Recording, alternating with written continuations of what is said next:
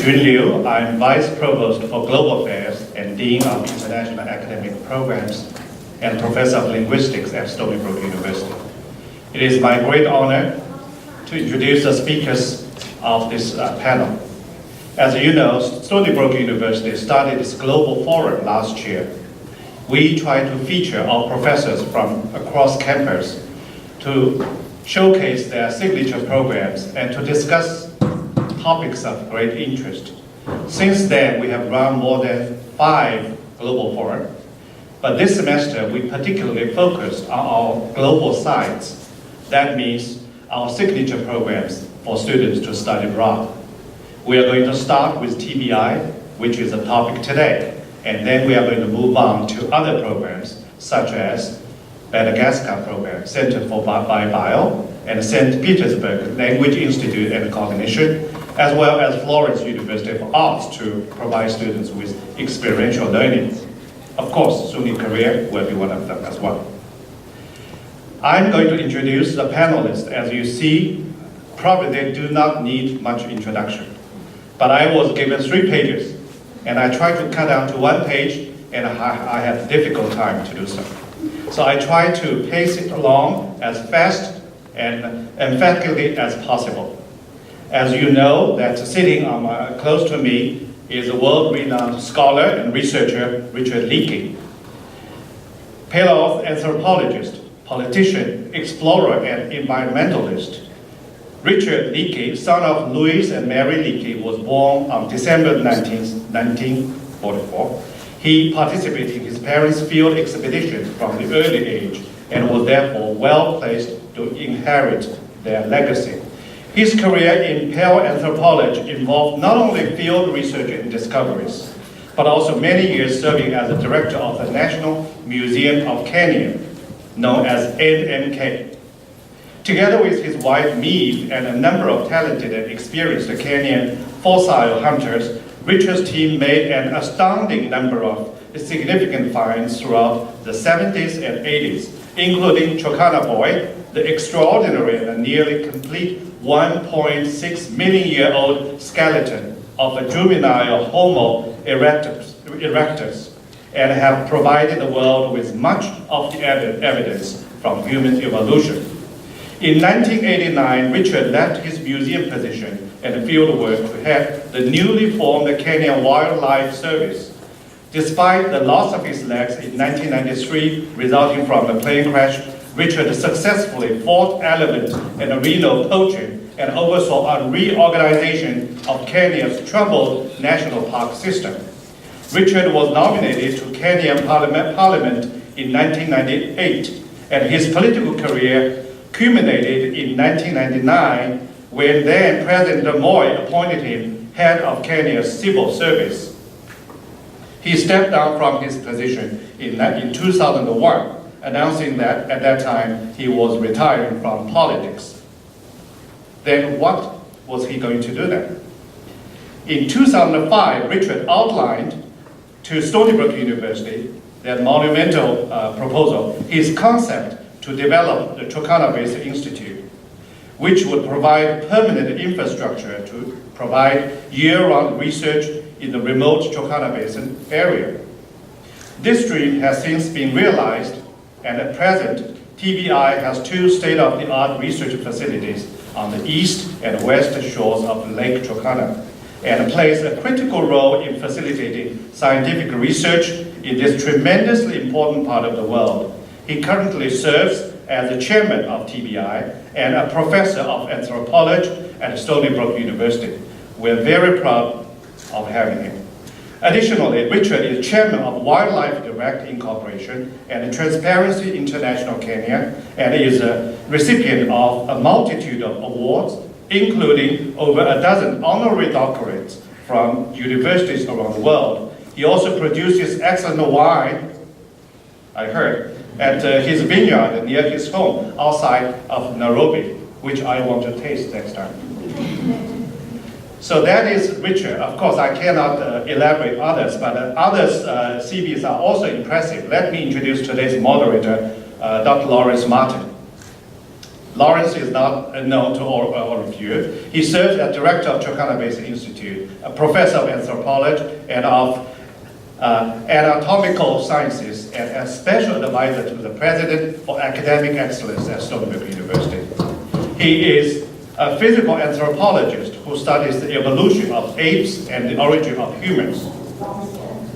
Lawrence graduated from the University of London, and he took the assistant professor position at Stony Brook University many years ago. Since then, he served as the director of undergraduate studies and director of international doctoral program in anthropological sciences before his appointment as the dean of graduate school in 1993, a position that he held until 2012. He additionally served the position which I'm holding now, called the Dean of International Academic Program. So he's my predecessor. And from 1996 to 2003, and also as Associate Provost from 2001 to 2012. Dr. Martin is also interested in the relationship between faculty and scholarly productivity and the quality and reputation of graduate programs. He analyzed faculty productivity data from the 1995 National Research Council study of research doctoral programs in the United States to determine which variables serve as useful predictors of a program's reputation.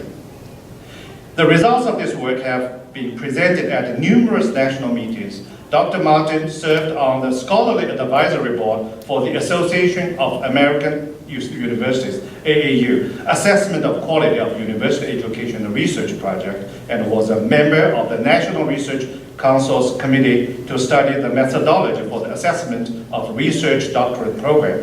He is also the founder and president of Academic Analytics, LLC, which is quite well known in the nation, which produces an annual database of faculty scholarly productivity for students, for university clients.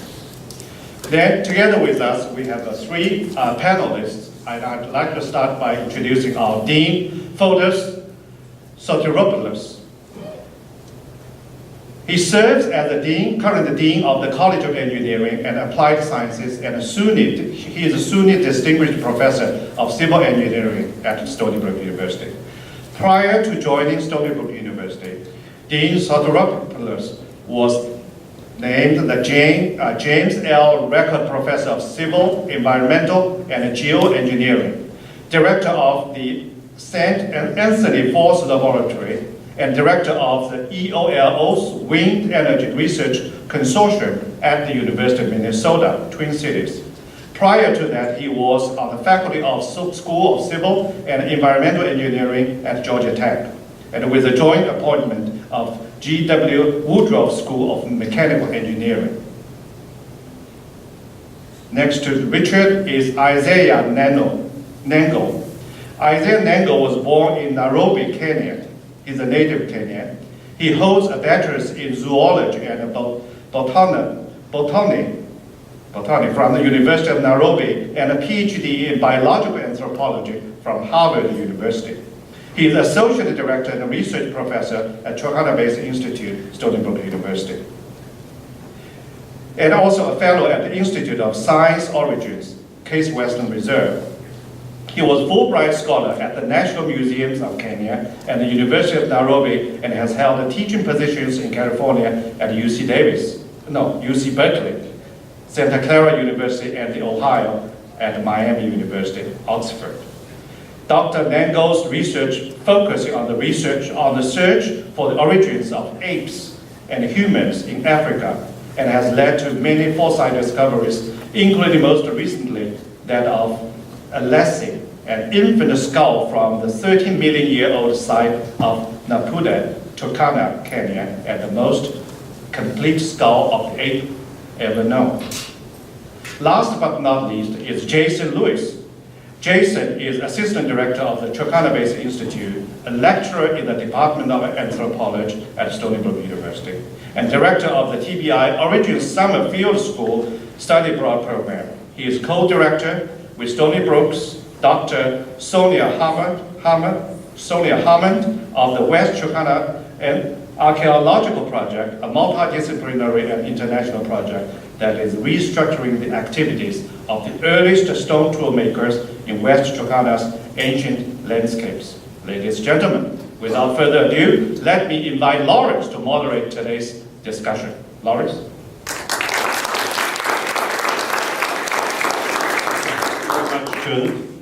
The format for the program is that first Richard Leakey is going to talk for 15 to 20 minutes about his life's work in the Turkana Basin and what makes it such a special place where Stony Brook University has been able to take advantage of those opportunities to set up the three types of field school activities and opportunities for students in particular that the three panelists will talk about. Fotis will talk about opportunities in engineering. Isaiah Nenga will talk about opportunities for students to get involved in faculty-led research programs, and Jason Lewis will talk about the academic semester and summer programs in the human origins research. So without further ado, let me turn it over to Richard to talk about his life's work in the Turkana Basin. Well, good afternoon to everybody. I hope you can hear me. An unexpected lunchtime distraction to come and talk to you. I'm not sure where to begin, except a lot of you know me. Some of you have been to Turkana, others have been to other parts of East Africa. And I suppose those of you who have an interest in Africa, particularly East Africa, the first question on your mind is what's going on in Kenya today, because of the politics and possibilities of much hyped, I think, overhyped by the media. And I don't want to delve into the validity of your president's thoughts on what news is real and what is fake.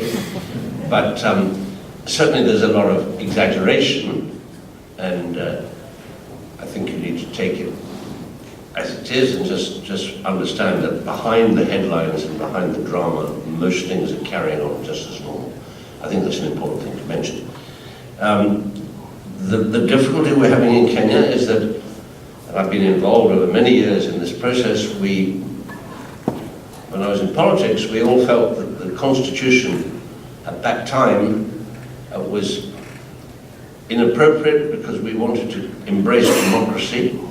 We wanted a multi-party system as opposed to a single political party system with a dictatorship. We agitated for that. We put a lot of pressure on the then government, and eventually we had a new constitution. And in a curious way, which a lot of people don't know, I chaired the committee that appointed the commissioners to write the constitution. So I had a close involvement with the current document that is causing some of the perturbations in our country. To cut a long story short, adopting a more open space democracy is not an easy task in a country that's still relatively poorly developed in terms of social knowledge, political knowledge, and perhaps more so than in many countries, Kenya has the potential for well-spoken politicians to tell absolute lies and be absolutely believed for a period of time. And so the politics is fairly active with the most outrageous claims being made, but this is quite divisive at times. Be that as it may, we've now moved on. We had an election last month that was predicted to be violent. It wasn't. The polling was extraordinarily peaceful everywhere. We polled and there was virtually no significant disturbances.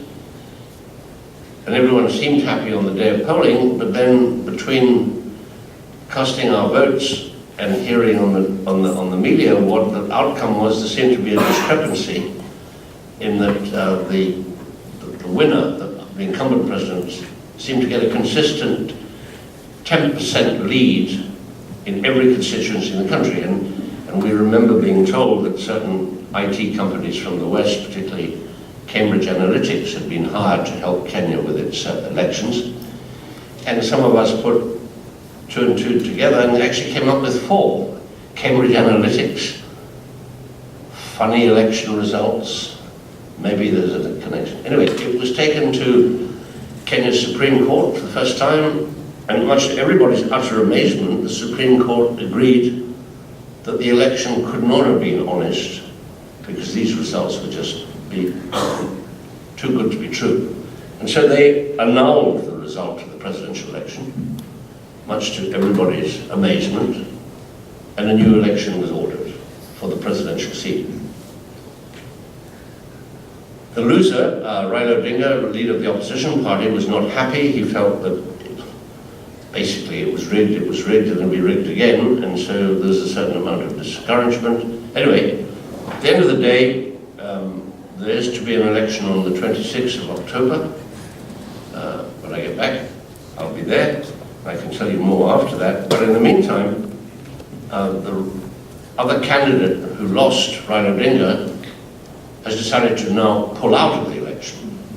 And under our constitution, if there are two candidates and one pulls out, then the other is assumed to have assumed the presidency, which is not consistent with our intent to demonstrate we're a little more democratic. And so I've been over here, but various people have been pulling strings and going to court, and it's now been agreed that at least one other of the losing candidates in the first election a few weeks ago, who didn't do very well, but he was an aspirant and he did sue to be included in the second election. It wasn't allowed, it's been appealed. And so on the 26th there will be a presidential election in which Uhuru Kenyatta, the incumbent president, will run against one or other of several candidates, with the main opposition candidate, Raila Odinga, having pulled out. So, at least on the surface, there's democracy. It'll be a competition. It's a competition that may not need Cambridge Analytics to help us with. It looks pretty clear what's going to happen. But what I find particularly interesting is that the candidate who's going to oppose Mr. Kenyatta is from Turkana. He lives very close to where TBI is. So although I don't think he will achieve his ambition on this round, in a future election, 4 years, 5 years from now, he will undoubtedly run again, and having been the only other candidate that tried to beat Kenyatta this time, as opposed to one of 7, the chances are he will do quite well. And so Turkana, which has been a backwater, as some of you know, for many years, is suddenly finding itself spiraling up to the froth at the top of the pond, and it'll be very interesting to see what happens over the coming years. But it's been very good, I hear, for Turkana's self-confidence and self-esteem that they actually have the only other presidential candidate in this final election. So I just thought I'd tell you that, because most of you wouldn't have put that together. But it's quite an interesting scenario. Is Kenya going to melt down? No, it's not going to melt down. Are there going to be riots and deaths? Yes, of course. I say of course because it's inevitable. Is it going to cause government to collapse? No, it won't. Incumbent presidents in Africa have a tremendous amount of power and authority, and although unfortunately people will get injured and get hurt, I don't think they're going to turn the thing on its head. And I think we'll get back to an unhappy normal process. And I think by the time the next TBI field school takes place, there will be nothing to worry about. And if you particularly want to study riots, we may have a few places we can send you to, but if that's not your objective and you want to go to Turkana, no problem. And so I just want to reassure you on that. And the other thing I want to reassure you, and I think I need to reassure you, although perhaps I don't, but a lot of people say, Richard Leakey says it's okay, it's safe. Well, Richard Leakey actually ran the government for a number of years, and I know all the machinery in government and all the levers in government, and I'm usually quite well informed if it's not safe. And so when I tell the university through Dr. Martin or others that it's perfectly right for the students to come, and there's no need to worry about insecurity, it's based on knowledge. And I want to reassure you, I would never let students, our own from Kenya or students from other countries, get themselves into a situation where they could get into difficulty with violence and hooliganism and insecurity. So I just want to reassure you on that. Now, clearly, over the years I've been in Turkana, I first went up there actually with my parents in 1966. Much has changed. One of the first things that's changed is that there are roads, there's schools. It's an area anyone can drive to, whereas when in the 60s and 70s it was a closed district. Closed in the sense that you couldn't drive there without a special police permit. You had to explain what you were going to do, and in those days when we started up there we had to travel with a well-armed police escort because of the idea that it was likely we'd be attacked by bandits. They weren't bandits, they were local people who didn't like an intrusion in their lifestyle. That has long since changed, and it's an open area. Of course, like in parts of every country, there's some insecurity issues with robberies and things, but where we are in the TBI, no such problem. There used to be an enormous amount of wildlife up there, and very few people and cattle. That has been reversed. There are an enormous number of cattle and people and very little wildlife now, and that's a sad change that we hope to improve. It was always very hot and very dry. It still is. In fact, it's possibly getting hotter and drier, which is tough on everything and everybody. And for the first time, both my wife and I, who've been working there for over 40 years, have been struck as to how hot it actually is. And so my daughter said, well, it's only because you're 40 years older that you're noticing it. So, but looking at some of the Stony Brook students, I think it is very hot at midday, and you just have to get used to it. Unlike previously, we have water that comes out of faucets. Imagine such a thing. Many of you take it for granted, but we certainly didn't. The water is clean and good. Health is quite all right. Malaria does exist, but very few of our students have contracted it, and I think we're being very careful about that because of the danger of new malarial outbreaks, which might be more resistant to disease. We used to have a lot of incidents with people seeing and becoming unnecessarily close to snakes and scorpions. For some reason that doesn't happen anymore, and it's a relatively calm life when you're up at Turkana. And there's a lot to do.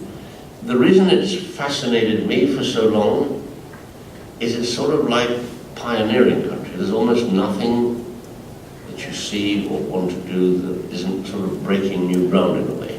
And that's very exciting, to have an opportunity to do things. And from the anthropological point of view, I think if you start at the early stages, the program that is run now out of Stony Brook with TBI by Dr. Sonia Haman, who's in the audience, and her husband Jason Lewis, looking for tools, artifacts, lithics that go back over 3.3 million years, and the implications of that to defining what is a human mind, a human activity is very important. There are many, many, many archaeological sites above that, and I think, in a way, the whole transition from the use of simply tools in hunting and gathering, which didn't incorporate anything that might be associated with more sedentary life, such as pottery and burials in one place. At the other end of the scale, and there's a professor from Stony Brook, Lisa Hildebrand, who's working up there, and the opportunities for new knowledge in terms of the last 10,000 years at Turkana is absolutely unbelievable. And people say to me, you know, haven't you done it all? Well, what we've done over the last 50 years and what can be done over the next 5 years, order of magnitude, what's being done now is more important and more significant. And there's some phenomenal opportunities taking place there. And we're hoping to get not only students through this program and others more and more involved in it. On the fossil side, again, some extraordinary discoveries yet to be made, particularly in terms of modern human Homo sapiens and when it became us, what it was before. It had our genes or our genome, but had looks like us, and how that relates to other human fossils going way back. Virgin territory for a lot of new research, and hugely important in my judgment for going forward. So I think the TBI is primed to be at the front edge of some extraordinary new research and learning opportunities, and if we can incorporate education and opportunities for students, it's great. However, let me emphasize, You don't have to want to be an anthropologist, and let's hope not all of you do if you come, but at least you'll get an exposure to a totally different way of life, a different set of values, a different cultural experience, a different environmental experience. And every student that I've met who's come off the field schools at Turkana over the last 6 or 7 years, I've said it's completely life-changing, and not in a negative way.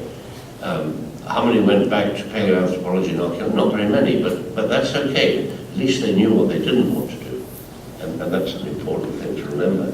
A lot of young people end up doing things that they're not really sure that that's what they were supposed to do in life. And I think that's a very, very important thing. You now have an opportunity, as I will talk about later on, and Jason will talk about, to do all sorts of things. And as has been mentioned, we've now opened this up to engineering and get young students up there, some of them in this room, to see how things need to be done to make them work in a developing country. And one of the messages I'm putting out is when we say we're going to introduce appropriate technology or technology transfer between North and South, there's a lot of sense that this appropriate technology is somehow for the lower people, and the real people have technology or advanced technology. And I don't think that's the issue. The issue is we need to introduce things that enable people to start climbing up a ladder. And if you can get your telephone, cell phone, which are everywhere, the problem is how do you charge the wretched device? And if you haven't got a place to plug it in, and your source of electricity is 30 miles away, the cell phone doesn't have much light. And so there are all sorts of opportunities. I mean, somebody's been talking recently to us about getting a mechanism where you put a telephone charger into a bell, a cowbell, or a bell-shaped facility, where the pendulum that makes the noise is actually generating some friction that'll charge a little battery. And so you put your goat or your sheep or your camel with his necklace and a little noise, the herder knows where he's gone. But it's also you plug in your cell phone charger at the back of his neck, and when you pick him up in the evening, your cell phone's fully charged. Well, I mean, that makes sense, actually. You wouldn't want to do it in Stony Brook, but I mean, those sorts of ideas, I think are hugely exciting. And again, I was talking to some of the students the other day, and I'm not an engineer, so I know nothing about it, but they were worrying about how to make bricks that were strong enough to be used for building without access to cement and steel. I don't know how to do it, but the point is, termites, you don't have many here, you have some, but we have enormous numbers of termites. And they build termite holes, and they go down fairly deep, bring up the earth from down below, they mix it with their I guess it must be their saliva of some sort, and they build their castles. And some of these turrets above their homes can go up 15, 20 feet. And they're all over East Africa, all of Africa. And sometimes over there, large wild animals like elephants or rhino, you'll often find these big animals rubbing their itches on their back against this termite castle built out of mud. They didn't have cement or steel, but those great elephants can't even knock them over, they're so strong. So I said to the people I was talking to, why don't you go figure out what's in that saliva of those ants? Find a way to simulate it or stimulate it or synthesize it, and start making bricks the same way the ants do, and do something that's actually brand new in life. So the opportunities are enormous, and it's a place you can still do all those sorts of things. So I say to the Stony Brook team, you know, Turkana really does offer an opportunity. It's safe, it's secure. The TBI facilities, I mean, they're not Garden Hilton across the road. They're better, much better food, much different. So my part was simply to say I've had 50 of the best years of my life messing around at Lake Turkana. You don't have to do what I did, and that's go around without tent or bed, days on end, on foot.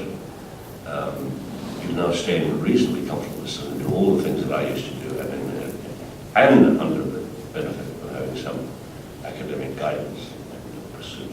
So I really commend Stony Brook for joining hands with what we're doing in Kenya and getting this TBI to work the way we always envisaged it. So I won't say more, I've talked too much, but I hand over. Thank you very much, Richard. Next, I'd like to ask Fotis to talk about the newest program at TBI in engineering. When I was running international programs a number of years ago, one of my frustrations was we didn't have any study abroad programs in engineering, and no engineering students ever seemed to go abroad.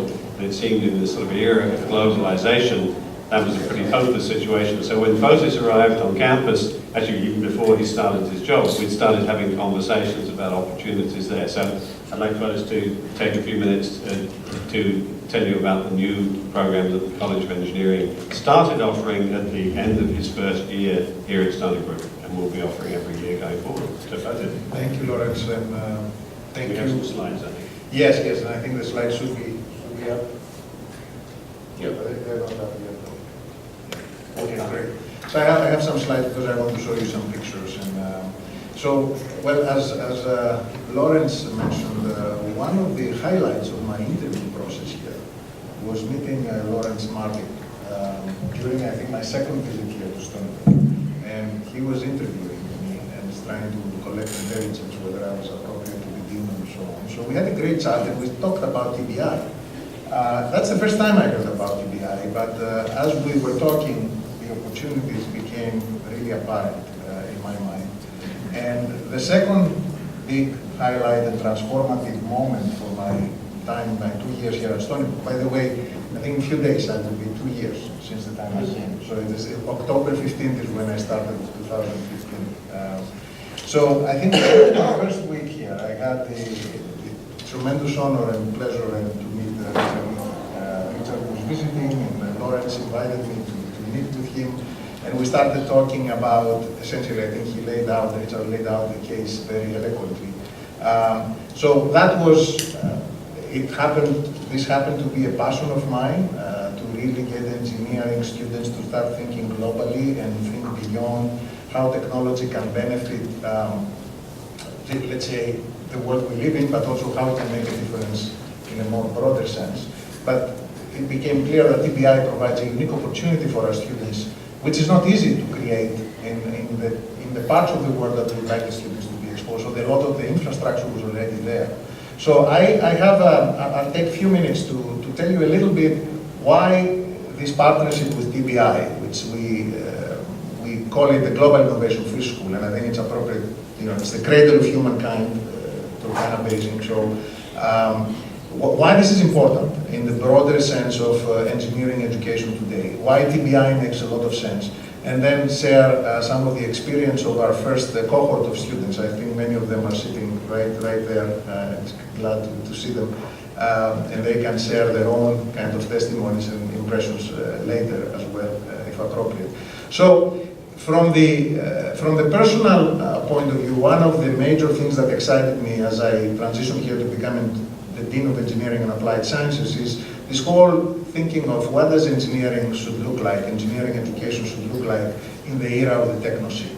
So the technocene actually is a term which is quite appropriate for this forum because it is really can be used to mark the era in a revolution where essentially the exponentially growing technology infusing every aspect of our life is ushering in a new era in human evolution, right? So this is the era of intelligent machines and AI interfacing with humans and so on. So there's a whole bunch of exciting things happening, coming up down the road. It's quite transformative, it's quite new, it's game-changing, and in a way, this infusion of technology in humanity will create this next stage of human evolution, I think. So when we're talking about the origins field school, there is an interesting twist here, if you talk about the technocene and the role of technology. So the question is how you prepare students for this type of change, right?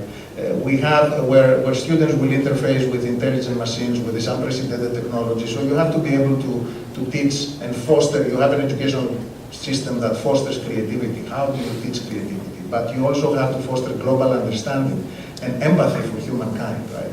And I think some of the bigger questions is also how does this technology doesn't make a difference for the developed world, okay, our world, the world we all live in here, but also how does it impact issues related to global poverty, and how does it start benefiting people at the bottom billion, as Richard mentioned, how can technology help people rise up, okay? And that requires a kind of a new type of educational paradigm. I think it's very important to introduce these experiential learning opportunities, which involves cross-disciplinary teams of students, not only engineers, but you need social scientists, anthropologists, medical students, and so on. Teams of students to really immerse themselves in an environment where they can understand the culture, the challenges, and really come up with innovative ideas to make it happen. So that's kind of the broader picture why this is important for us. And I think why TBI, Richard mentioned this very, very clearly, and I have some pictures of my own visit there. I had the opportunity to visit last March, and I can attest to everything that Richard mentioned. Not only the place is safe, it's amazing. The accommodations there are fantastic. And I have to say, this was my first visit to Africa, period, and it was a transformative trip. It was the best time, and it was 1 week which was filled with so many new things, so many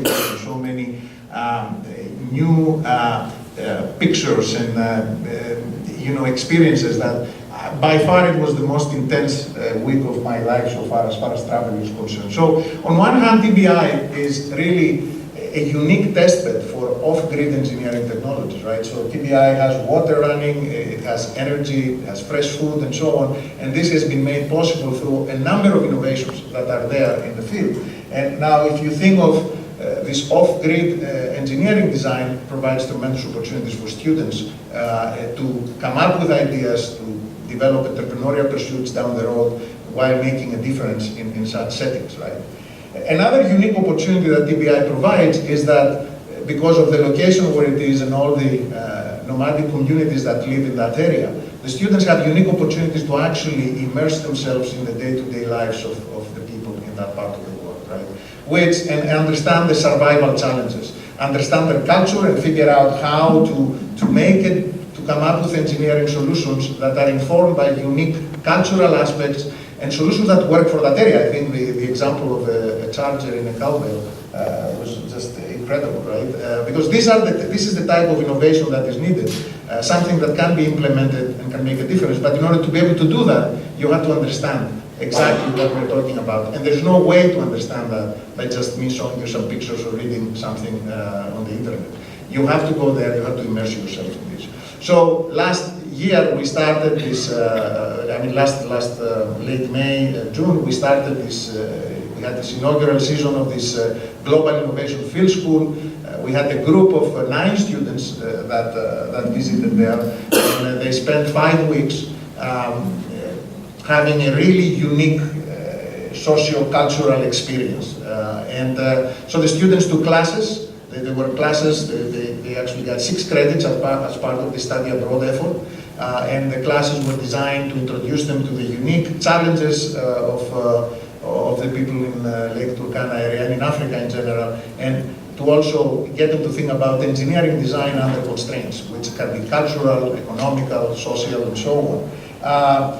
The students had a unique opportunity to really work in projects that made a difference. The short-term projects, and I'll show you some pictures in a minute, that could, the objective there was to get them to understand what difference they can make by working with people in the field and making a real difference in a very short period of time. But then a second part of this was to really develop ideas for projects that require a little longer term implementation and solutions and work on, which they could pursue through their capstone design projects. And I think the general area, the nexus of energy, food, water is actually really at the core of a number of the challenges there. And then taking to the next level, developing ideas that could be expanded to incorporate social entrepreneurship pursuits and so on.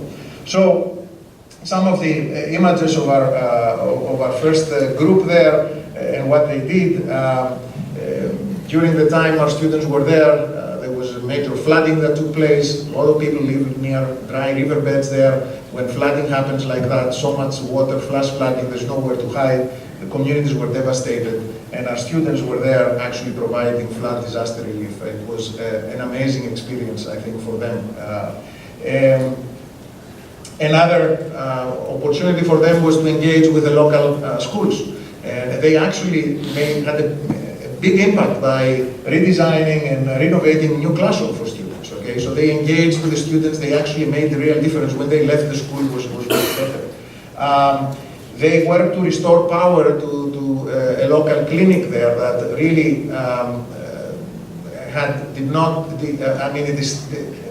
needed power to be able to run a lot of the machinery that is there that provides healthcare. And it's a very challenging environment. And when you see it, you really appreciate the challenges, the magnitude of the challenges, and how something like that can make a big difference. A really big difference in terms of saving somebody's life, or having a child delivered, and saving the life of the mother, and so on. Providing also, getting engaged with organizing the community and so on. So that was one part of the experience. The second part was to really get them engaged in some more technology focused. I mean, some things that they were a little longer term and more challenging, and they required a bit more thinking. And there were two examples like this. They started designing and implementing a wastewater management system, a septic tank for the local clinic.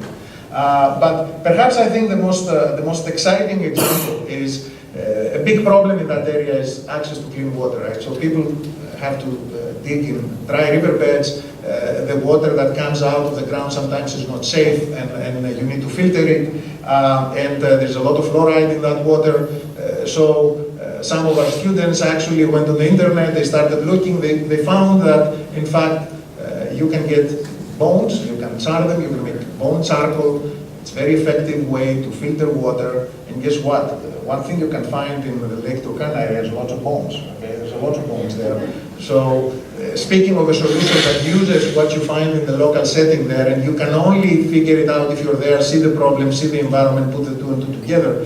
So they actually started working on this, and one of the students now is back here working through this with faculty to pursue these ideas further. So this is really the picture of the entire group that we had a gathering at my place a few weeks ago, and as I said, I think a number of them are here sitting there in the second row. We are planning to take this on to the next level. We are really seeking right now to target 25 students for 2018, and we are also reaching out to other universities. We want to get other engineering colleges from around the country actually to join this. We want to expand it within Stony Brook to really, I should mention that this team of students involved not only engineering students, but were students from anthropology, from arts and science and so on. So it was a very interdisciplinary team. And it was interesting that what the students communicated when they came back was that this diversity in the discipline, but also the fact that there were two women in a group of a bunch of guys and two women were there.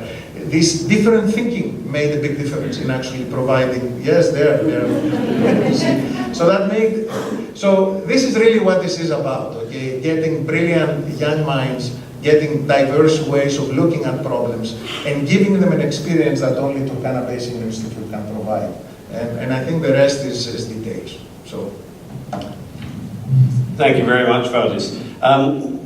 Isaiah Nenga joins the faculty here at Stony Brook just this fall, but for the last several years he's been running field school opportunities where the students participate in his own research program. So I've asked Isaiah to talk a little bit about the opportunities that exist already and the increasing opportunities that will exist going forward for students to actually participate in some of the research programs that go on in the Turkana Basin. So.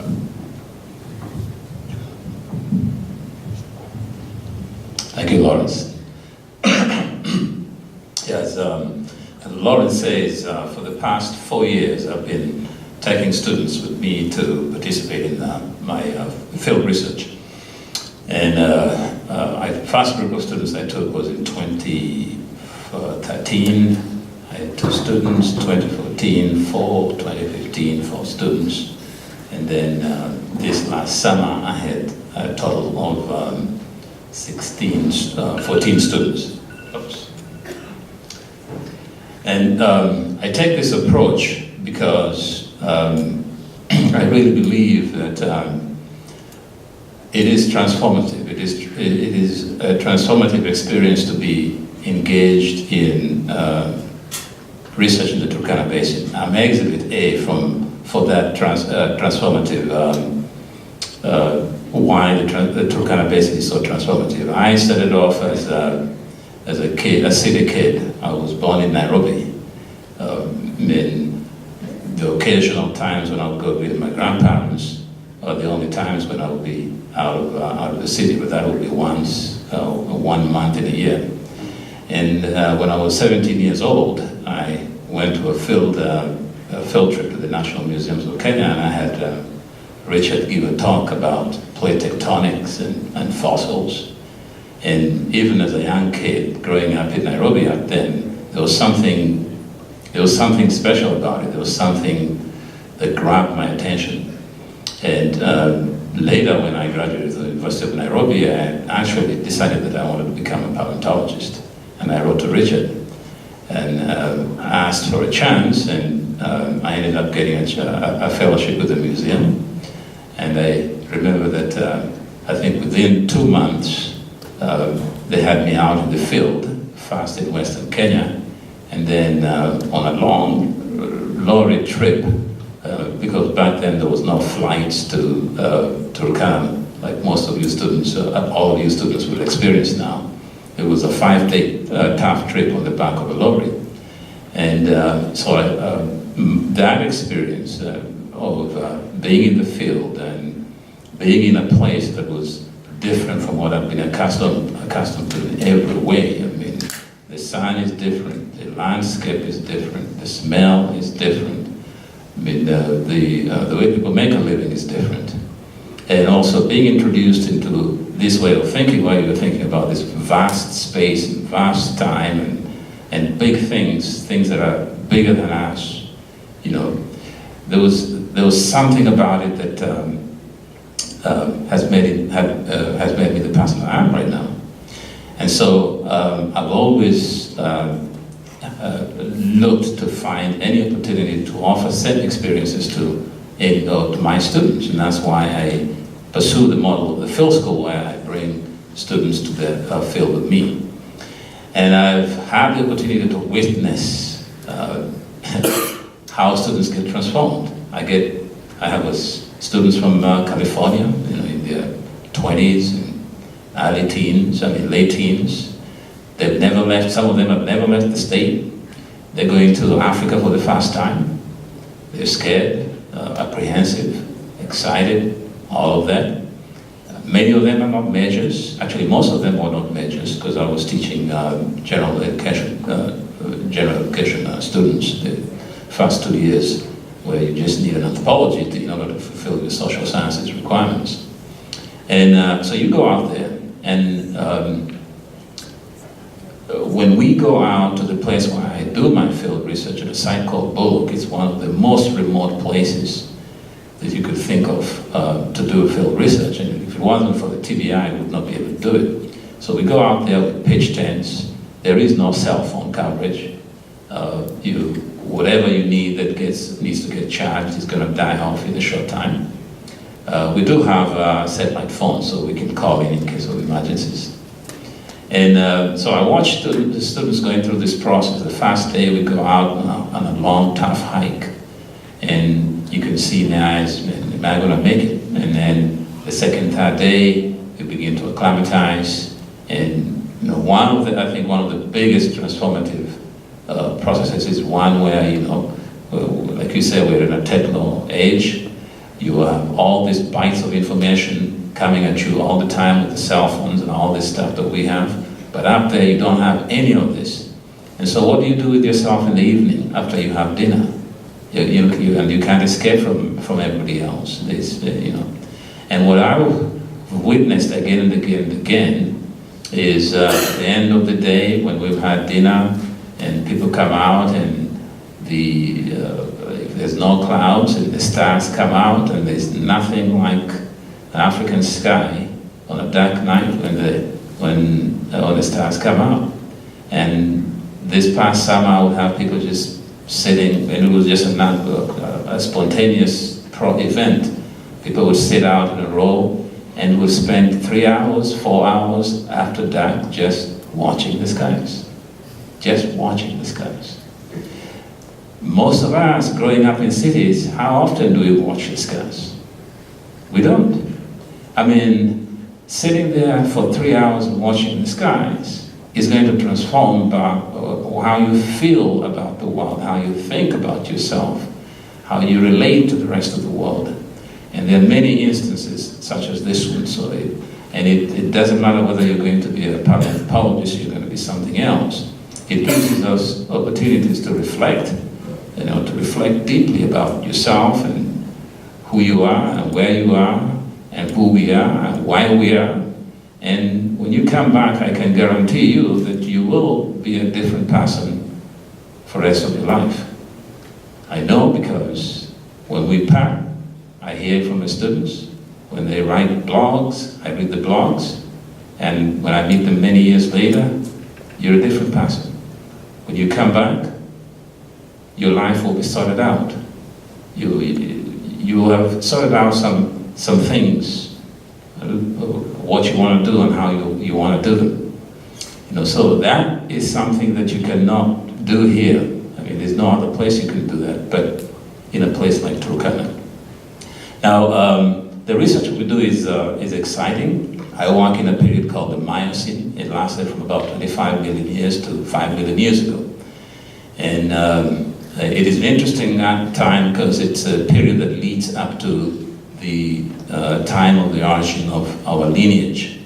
And it's a period of time that is also very critical in the transformation of the East African landscape and the plants and animals that live in the East African landscape from what used to be a forest about 30 million years ago and what used to be a place inhabited by these archaic African mammals, because for a very, very long time after the dinosaurs went extinct, Africa was an island. It was isolated from the rest, from Eurasia and Americas. So it evolved a very distinct group of animals. So that transforms, and part of that transformation is caused by the rise of the formation of the Rift Valley and the pushing up of the East African plateau, which eventually transformed the East African region into a savanna. And that's very important in driving the evolution of the plants and the evolution of the mammals, and setting up conditions that eventually lead to the origin of humans. So I'm interested in studying this period that precedes the arrival of humans. And so I'm hoping that this is my first year over here at Stony Brook, that some of you will take an interest and talk to me if you want to come and dig in the Miocene. Oh, by the way, one of the interesting things about the Miocene, we're very concerned about global warming. Some of us still don't believe there's global warming. Some of us don't believe humans caused it. But one of the most interesting things in the Miocene, that it's one of the most recent periods, if you push back in time, when there was a CO2 bump that is very similar to what we're going through right now, and we had a significant warming effect. And we can actually look at what happens, how do plants and how do animals change, how do they adapt when you have global warming. And right now we're just putting together a very large project that will look at a whole bunch of questions, and this is one of the things that we're going to look at. So I hope that some of you will join us. And the model of including students in our research is, I'm not the only one who's going to be pursuing that. Jason is going to be pursuing that, and other folks associated with the TBI are going to be pursuing that line of field school as well. So thank you. Thank you very much, Ozan. And finally, I'd like to ask Jason Lewis to talk about the Origins Field Schools. Jason has served as resident director of the Origins Field Schools. He serves as an instructor for several courses, and he leads the summer Origins Field School. So, Jason. Thank you very much. Good afternoon. the challenge of going last is saying something new that has not already been said. And I, of course, would second everything that Richard and Lawrence and Fotis and Isaiah have said about Turkana, about the Turkana Basin Institute, and about the opportunities that we're able to provide for students from all backgrounds, all interests, in order to have life-changing and enriching experiences. I also can say that 15 years ago, I was a student on a field school in the Turkana Basin, and it changed my life and set me on the path that has led me to this stage today. What is particular about the Turkana Basin within the East African context and within the global context is its unique history. It has dinosaur fossils, it has Miocene and Pliocene fossils and early archaeological sites. Based on its geographic position, it's undergone a lot of changes related to the global environmental changes we're seeing, and also changes due to development within East African economies. This provides an embarrassment of riches in opportunities for students to come and observe either the ground and fossils in front of them, or the waters of the lake, or environmental changes, and the possibility of developing some interesting solutions or responses to those changes. Particularly, the Origins Field School programs are designed to sort of fit the middle of the road of all of those opportunities. So maybe you're not sure you want to go dig for Miocene fossils for a month. Am I interested in that? Or maybe you're not sure what area of all those different academic interests you really want to pursue. The Origins Field School programs, there's both a semester-long study abroad program and now a summer program. They're designed to introduce you to a multitude of topics, from prehistory to modern ecology to archaeology. You are able to interface with them academically because of the classroom and laboratory facilities we have, and then also experientially in the field, because we can then take what you've learned in the classroom, and the next morning get in a truck and go out and experience the raw materials from which we gain that understanding directly in the field. That is very, very important as students are trying to figure out how they want to proceed with their academic career or their career in general. The Turkana Basin facilities are extremely important to allow that, but also the faculty. The knowledge gathered by these faculty at Stony Brook and elsewhere are keys to allow students to figure out, okay, is that a topic I'm interested in? Because not only do you have the class time, but then you can talk to them at lunch and dinner and while you're looking at the stars. In the redesigning of Stony Brook's curriculum over the last few years, experiential learning has really been brought to the center of that curriculum redesign, and programs like the Turkana Basin Institute, field schools, of all of them, are key to giving students that opportunity.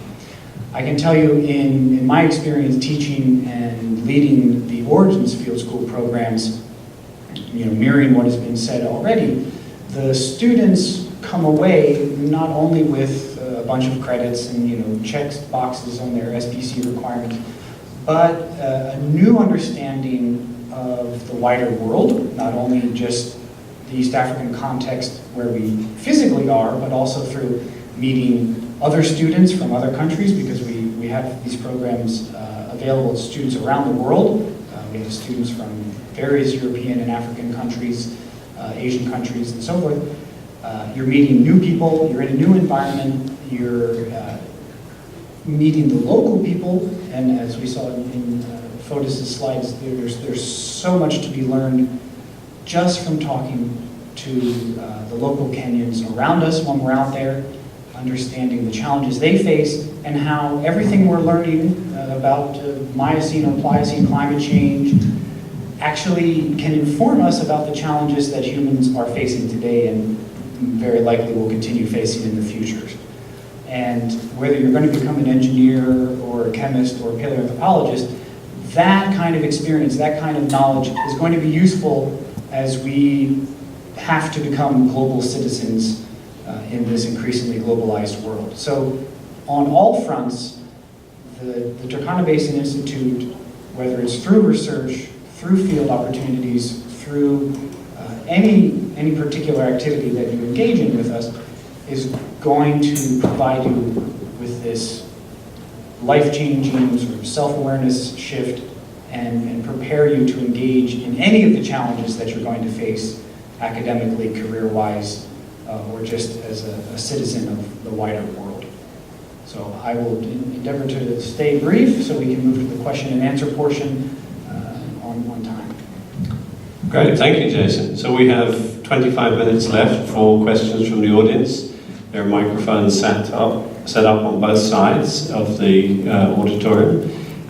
We have in front 2 rows a number of field school alumni, and any of them who want to add their comments are more than welcome to. But any of you who have questions for any of us on the panel, please feel free to step up and ask questions.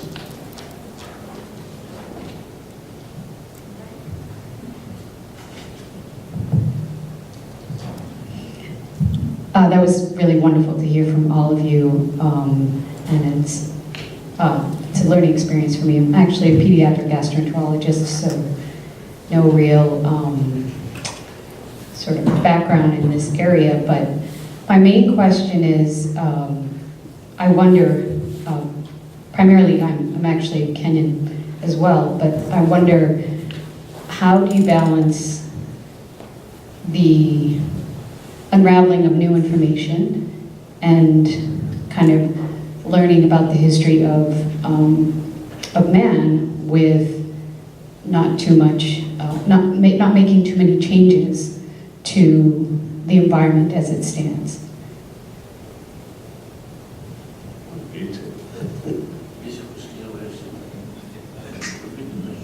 Could you repeat the question? I'm very bad at hearing, I'm very old. So what I'm trying to get at is, you will, as you do all the digging, you will change the natural ecology, to some extent, and there's a chance that what you're doing might induce some harm as well. And so I just wonder how you kind of preserve history as well as uncover, the findings that we're learning about. Well, I don't think anything we're doing, it's such a broad question, that. I think with excavations, the principal rule is you backfill after the work. Secondly, we're not working on any sites that are associated with contemporary peoples. These are all further back in time. There's a significant stakeholder interest from the people in Turkana, the work we're doing, and we've employed a lot of them at different levels, both at the sort of excavating side, the technical side. We put out a lot of money into the community for scholarships and fellowships.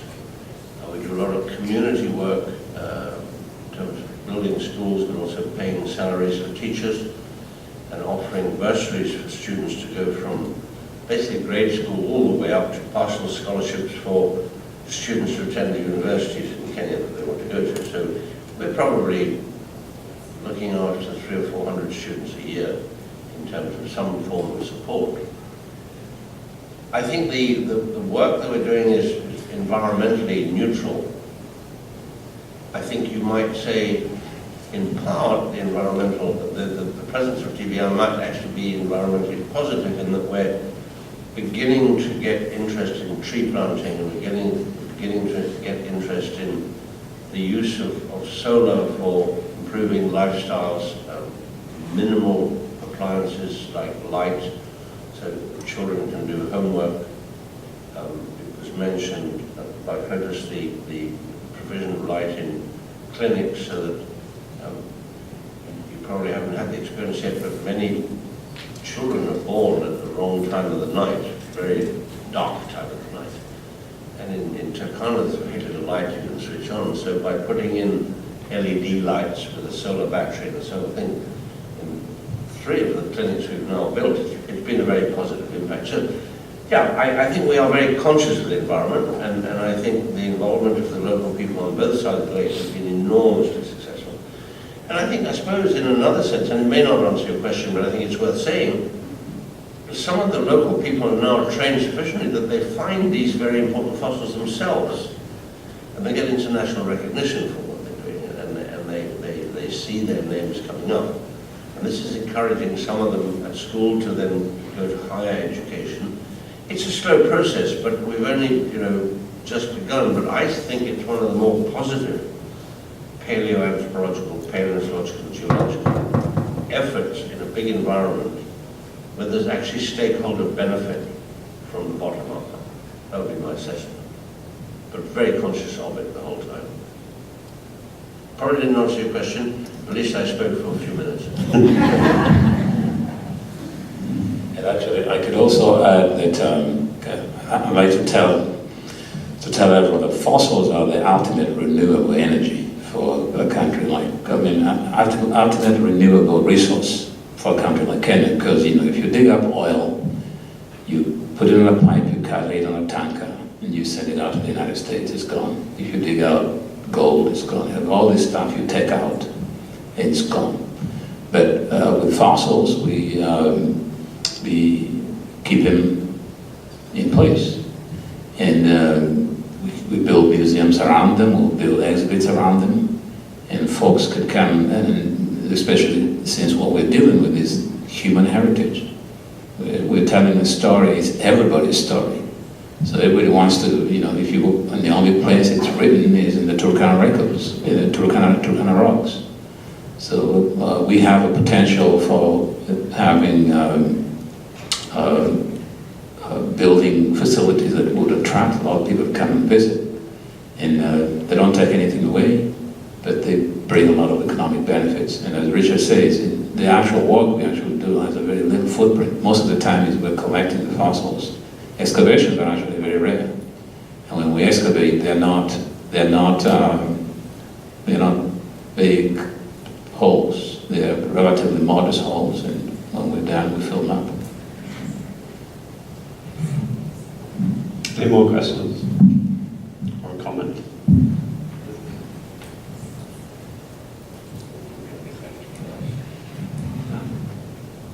Thanks for very inspiring presentations. And I'm one of the junior faculty in the Department of Material Science and Chemical Engineering and for this College of Engineering and Applied Sciences. So there's opportunities mainly for the students. I'm just curious and wondering, as faculty members, are there opportunities for us to join the efforts, especially as engineering schools? There are a lot of ideas we can toss around, and for someone like me who don't necessarily have the background in the field, but once we see what's out there, and there could be a lot of opportunities that we can collaborate together, whether it's to invent something, whether it's to characterize certain materials and to invent the materials. And so just wondering your opinions on what kind of opportunities are there we can join efforts, perhaps join the field trip if that's available. Thank you. Okay, I'll pass this on to Fotis in a second, but the Provost, Michael Bernstein, this year has allocated funds to TBI specifically to facilitate trips by faculty members who have ideas for research projects or for educational programs that they might establish in TBI. Last year, Fotis was good enough to pay for an exploratory visit for a small group of faculty, but Michael Bernstein was so inspired by that, and he recognized that there are many faculty around the university who, if they went there and saw it for themselves, might come back with a serious sort of plan for future research. So I'll be meeting with the deans at a retreat early in November to discuss the process they want to put in place, because obviously we want to find people who are serious about starting a research project or serious about starting a field school, rather than people who just like to go and see Africa for themselves. But yes, there will be funded opportunities through the Provost Office to do exactly what you're saying, give you an opportunity to go out there and say, now I can see how my skill set can be relevant to what's going on there. So I think Lawrence explained it real well, and the answer to the question is yes, with uppercase letters. And Karen, I've taken your name, all right? But seriously now, one of the reasons that we are doing these types of events and other marketing events for the program and so on is not only for students, but is also to engage faculty. Because you're very correct, I think there are tremendous opportunities, there are very exciting opportunities, and we really have big dreams and big plans for this Global Innovation Field School. And it cannot happen without getting faculty engaged. So through the resources the Provost Office will provide, hopefully there'll be a process for faculty to apply and get engaged in this. As Lawrence mentioned, in this first year, my office, TBI, June Liu's office and so on provided resources, and the Provost to actually essentially provide the funding to get this initiative off the ground. But moving forward, there will be opportunities for faculty to get engaged. So I would, if you have specific interest in getting involved, please let me know, and I will connect you with the right people. And as this opportunity to apply for funding to do work at TBI and get engaged in field schools develop, I will make sure that everybody knows, because this is very important. And I think, as the students will tell you, we had, in this first field school, we had an adjunct faculty from civil engineering that joined. And I think he played a very big role in actually making this a success. So I would really encourage you to talk to some of the students to get the real stories of what happened.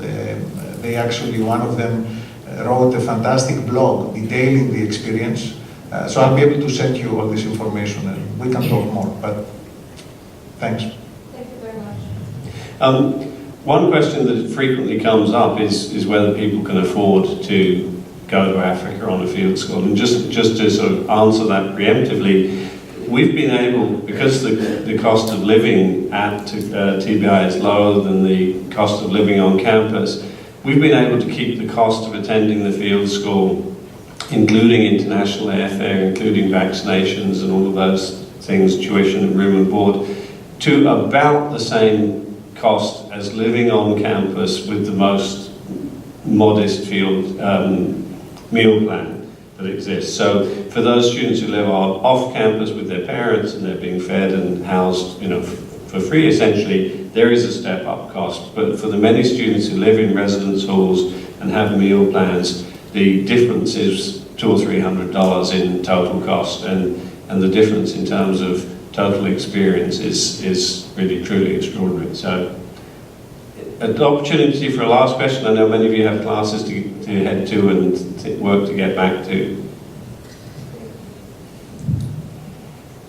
Thank you very much, Dr. Martin. I would like to take up something that you, I think, suggested, because it seems to me there are a number of students in the audience who might think very seriously of taking the opportunity to go.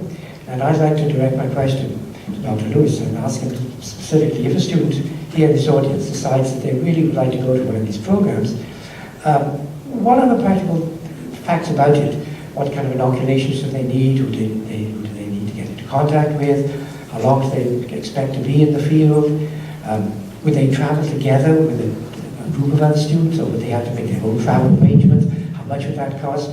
And then after they've been there, if they wanted, before they came back to Stony Brook, to maybe go to some other part of Kenya, or even Africa, or stop on the way home, would they have the opportunity of doing that? Thanks. Thank you very much, Dr. Hicks, for that question. Step one, if you're interested, is to either visit some websites like kenyastudyabroad.org or IAP's own website, which will have much more detailed information about all the things that we don't have time to discuss here, more details about costs and course numbers and all of that. But in general, and very quickly, I can tell you the semester programs are about 11 weeks, including the flights on both ends. You're usually back the before the end of the semester here, so you can laugh at your classmates who still have to do work while you're already done. The summer program is 6 weeks, usually confined within summer session 1 or summer session 2, rather than just kind of weirdly in the middle. Students would talk with us at the TBI office in the Social Behavioral Sciences building, 5th floor. And many of us, faculty, staff, all know things to answer your questions. If you are able to apply and are accepted in the program, students are encouraged to travel together to Kenya. It's not required, but it's certainly a lot easier on the student, especially if they're not used to flying intercontinentally, to be together, and they're accompanied by a member of the program. We transfer very quickly in Nairobi to Turkana, or every program actually starts with a game drive in central Kenya. So every program, whether you're an engineer or a paleoanthropologist or what have you, you will start by visiting a very lovely research facility that's run with Princeton University, and we're close colleagues with them, and you get to see wildlife in the savanna and ecosystem before transferring up to Turkana. You'll experience all the amazing things on the individual programs. After the programs end, we do not force you to go home. You are able to travel within Africa or internationally. And indeed, because we have so many great programs, we have Madagascar, we have other programs, Tanzania, some students are able to double up, and they'll do a program in Turkana, maybe go on their own safari with family, and then they'll do Madagascar. We have a student doing that right now. So we're able to help guide you in all of those decisions, and of course you'll talk to other alumni who've gone through this, and they will tell you about their experiences, and oh, maybe you should do this, or maybe you shouldn't do that, and so forth.